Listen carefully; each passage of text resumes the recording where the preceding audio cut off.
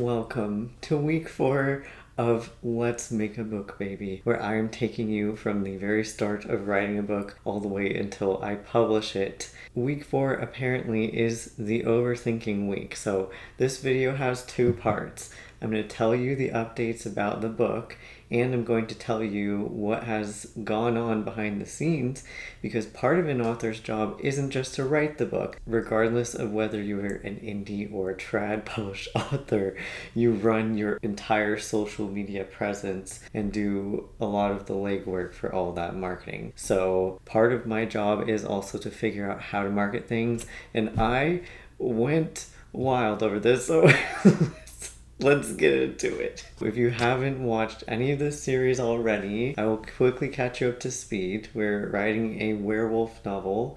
It now has 2 perspectives, which I don't really care if people don't like because it's working. And so I'm sorry in advance. It is very gay. The main character originally is this trans guy who is also an Omega werewolf, and his love interest is Marcus, who is now another main character.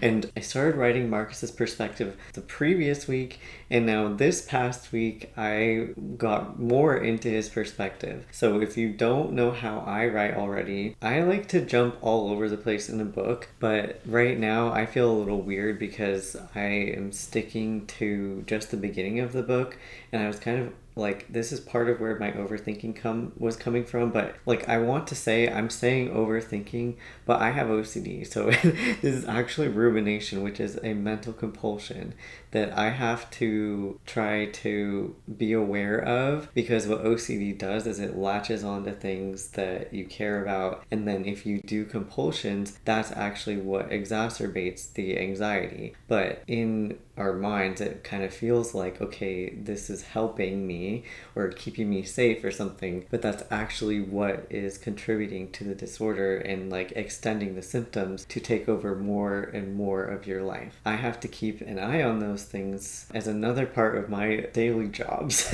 I could tell that I was getting into an OCD spiral very quickly when it came to Marcus's chapter and just the book as a whole. Recently, I had reread part of the book and I was like, okay, this is actually better than I was thinking. Like, my brain is, I know that it's distorting this like to make it seem worse than it is, and that should have been where I cut that off and stopped rereading, because I'm writing right now, I'm not editing. But wouldn't you know it, I found some excuse of some sort that I needed to reread this part, and I was like, what? I don't know why when I'm reading my writing right now, it makes no sense. And I don't know if it actually makes no sense. Like, I'm sure it needs editing because I'm just getting stuff down. But I just started getting into this feeling of like, oh my god, my writing feels off. And like, I couldn't place why it feels off. So I'm like, that kind of sounds like OCD. Because if it doesn't have a reason, it'll just make a reason, just be like, it's just off, you know? So I was like, I'm not going to buy into that right now, but it kind of killed the vibe of my creativity. So the other issue is that on top of that, I noticed I started having more PTSD type of dreams.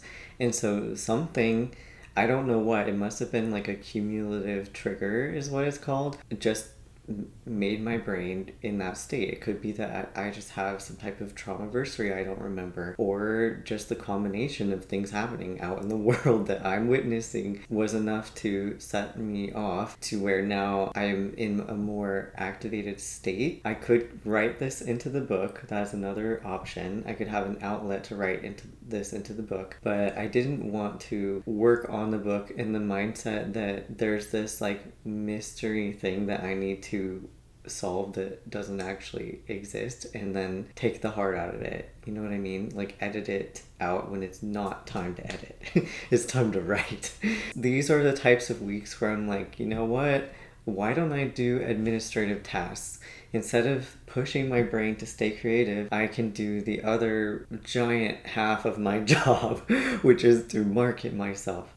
here's the thing. I wanted to tell you about this entire process because there's a lot that actually goes into all of these different things behind the scenes, and I think that's super interesting in what a lot of writers or prospective authors or even fellow indie authors who already have books out, we love talking about this together because everyone is so different that everyone's business style is going to look different for them. Just like your books are super different, that will change your marketing style, but then also how you present yourself as a person and your personality, that's all going to change everything that you do and post, of course. This means that we don't have like a cookie cutter way of being like, this is exactly the plan that you need to do to have your books be successful. And that can be kind of tricky on one hand, but on the other hand, it provides a lot of freedom. So if you don't know much about me, I am an LGBTQ plus author and artist. So I also illustrate comics that I've written, and I do all my book covers. And usually I write about LGBTQ plus characters and disabled characters because I also have multiple chronic illnesses,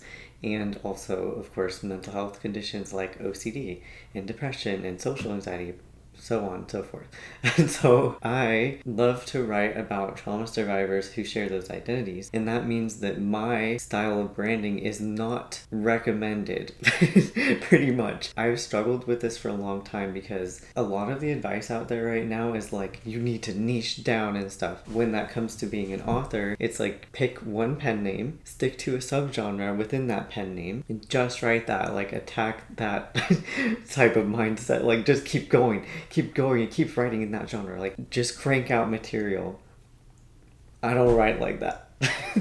and I feel like I should not have to be writing like that. I have already experienced so many different health conditions and things like that that I understand how short life is, and I do not want to spend my time on something that I don't feel my whole heart behind in that moment. So if I do love a subgenre, I will write the book that I love in that subgenre, and it doesn't mean that I'm never going to write in it again, but do I want my entire career to be pigeonholed into that subgenre? No. And I am writing another werewolf book again. I wrote 3 in the werewolf series of My Shy Alpha. At the same time, I have a dystopian thriller book, but it has a lot of romance in it, so it's more like a dystopian romance. And that is a very different genre, but at the same time, it talks about the same topics. And this is the issue that I've been having. It does have the same through line: trauma survivors, LGBTQ characters, disabled characters. Something that rings true between all of my stories is that these types of survivors are finding true love for the first time as they navigate their identity and heal inside themselves, but also their trust with other people. And since this is a recurring topic, technically I've created my own sub-genre of the messages behind the book. And I feel like that is something that I want to stick to marketing, even though it might not be recommended by my peers and I probably look really crazy. Unfortunately, in my opinion, I feel like I am not very skilled at marketing and I'm always learning. So I have been researching a lot. I have improved a lot as well, but I'm very aware that not only do I have this issue of not niching down like has been recommended to me in terms of subgenres, but I also am very aware that my feed does not look cohesive. Is this a problem? I don't know, because I, as a person, am in a lot of my content now. I, in the past, have just silenced myself because of XYZ reasons, usually to do with OCD, where I'm like, oh my god, am I bothering people? It's either that or like some type of what I see as a protection mechanism, because I also have PTSD. But through silencing myself, I realized I wasn't posting at all. And part of that is for a reason that I think a lot of people across multiple different creative mediums can relate to right now when it comes to social media. Unfortunately, when we have to rely on that as part of our jobs, it becomes all the more hopeless because it feels like it's literally impacting your ability to survive. What was really frustrating me, the more research I did on social media and the more that I have improved, is the short lifespan of social media posts that are also short form content. What that means is if you're making shorter videos or you are making just like a photo post, like a carousel is what it's called, where you just swipe through a bunch of photos. Those types of posts have a short lifespan. Right now, how the algorithm works is it's just going to keep pumping stuff out, and we're all trying to flood it with information so that we get our stuff out, because we know that it's going to die within 24 to 48 hours. And I found that really frustrating because of the amount of time that I was spending on something that is free, and I'm technically making them money. These people who I feel like in a lot of ways are negatively impacting our lives. And that is someone who has built a career online. Okay, so when I say that, that has a lot of weight to it. That means despite all of the benefits, I can really see how they are intentionally, it feels like, trying to disrupt and disorganize and separate us, niching us out to the point where we just are in totally separate worlds in every aspect of life, which I do not appreciate and goes against all the things that I value. And yet, I have to do this for my job. I think the upset behind that was holding me back. Long form content, on the other hand, has a bit longer of a shelf life. Sometimes YouTube videos will just take off, and I've had that with my old channel before I started this new one. The ones that do really well usually are long form content where people see more of you and they want to stick around for longer. So it's helping us find each other in a more effective way to where I can entertain you and provide my creative works that you are looking for when you are searching for someone like me. And on social media, when there's such a short shelf life, that's relying on me to constantly keep telling you about this instead of creating what I want to create. The solution for this would be, in November, I realized like, okay, I've always liked YouTube and streaming, so I'm going to keep working on Twitch, but how can I use that content to create social media posts? I know that that content might not be seen by everybody, so I should share it with everyone, and I should be repeating myself. And this idea that I'm not like allowed to repeat myself has only hurt me so far. So I'm trying to get myself past that. But then also, by having this story that I decided to do with you watching in November, that is also part of what I'm doing to market, because it helps my overall goal of sharing what I'm interested in, sharing these messages that I'd like to share about the book, but in a way that involves all of you, because I think it's way more fun that way to interact with you and hear your thoughts about reading and writing and characters, and this story even in particular, if I'm lucky enough for you to think about that and react to it. I also do think that it's okay if I find ways to save time, because then I will have more time to write. And so far, it like seems like it would be more work, but it's actually way less, and I've been able to post a lot more because it feels more authentically my voice, and it doesn't feel like I have to keep pitching my book to you every 5 seconds on social media, which I am not a fan of. And I don't think a lot of authors are. I do love talking about my books, but then I just find it so much more engaging for me and you if we're like talking about something that we can both relate to, even though I can be like, hey, I think that you could really relate to my book and it might be your next favorite read type of thing. That's okay too. It's just not something that I don't want to make that 100% of my content. So far, that has been helping resolve a lot of my frustrations, because I feel like it's allowing me to connect with you in a much easier way that is also forming a lasting connection that is not just relying on some niche subgenre that I'm forced to write in for the rest of my life. Since I have come to discover that, I realized like, hey, what if I really leaned into this? Because I feel like in general, since COVID and since I have multiple chronic illnesses that stopped me from finishing art school like I wanted to, and also just having like what people call like a regular job where you like work X amount of hours, which honestly I work more than that as an indie author, but I can do that from my bed, so that's where the difference is. And I know that that's going to be something that I'm dealing with for the rest of my life, so I want to really make this work. But in that, I feel like I have put less effort into what I look like, which is the exact opposite of how I used to be. And in my head, I'm like, I look really boring, and that's not very nice to say about myself, I'm aware, but that's kind of how I started to see myself. And so I was like, whoa, why don't I just put more effort into that so that I feel more confident? And suddenly it unlocked this vision in my mind where I was like, okay, what if I did a vampire rebrand of myself? Because you all call me a vampire anyway. Anyone who meets me has just called me that. I don't know why. I mean, okay, I know why. I just am the epitome of that, except I don't drink blood. I don't know. Would I tell you that if I did? I don't know, because I don't. So I just had this vision where I was like, wait a second, this would tie everything together. So if I have my idea, my concept for myself as an author, I write true love romance books about trauma survivors.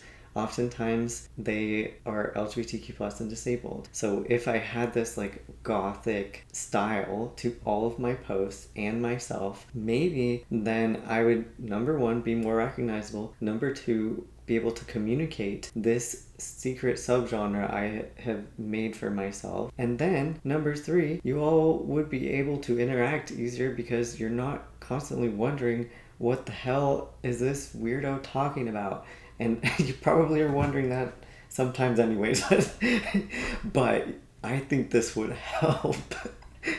So I decided that in January, I'm going to do a reveal of this rebrand for myself. And it's going to work. I don't know how exactly it's going to look yet, but I'm going to be doing that on Twitch this week 5, between writing. And just so you know, I have a lot more writing updates for you for week 5 already. For now, I hope that was interesting. All of this is just a constant work in progress, and I think that's okay. What I was saying earlier, when I felt like I was bad at marketing, quote unquote, a majority of that was just because I was self-editing, and that means I wasn't posting. And of course, if I'm not posting at all, that's going to be way worse than posting quote unquote bad posts. So now I'm more of the mindset of just posting. It doesn't matter if it's not perfect.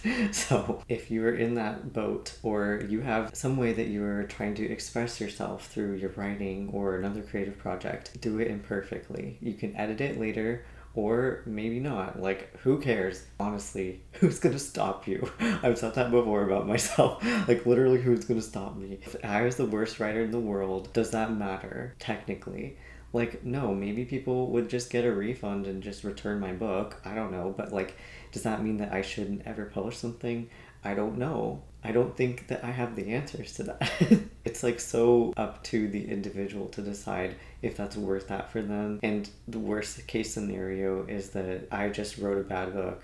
Like, who cares? You know what I mean? Anyway, if you've been wondering why this stack of Unraveling with You is sitting behind me, is because it won an award for the hottest consent scene in the Indieverse Awards. So thank you so much, first of all. Second of all, when I was celebrating that award on Twitch, I realized I fucked it up so badly. I messed up. Look at this. I accidentally was fixing this before printing this recently. So I've now fixed these print files if you buy a copy. But this is not supposed to be a single line on this page. This is the last line of the previous chapter that got bumped into here, and there's a page break. So it shoved the actual chapter onto the next page, which then did that to the next chapter. So I started freaking out on stream.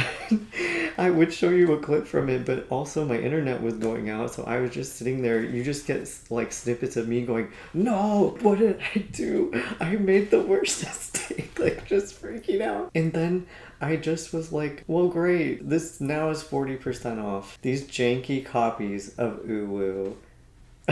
I'm sorry, I call it Uwu.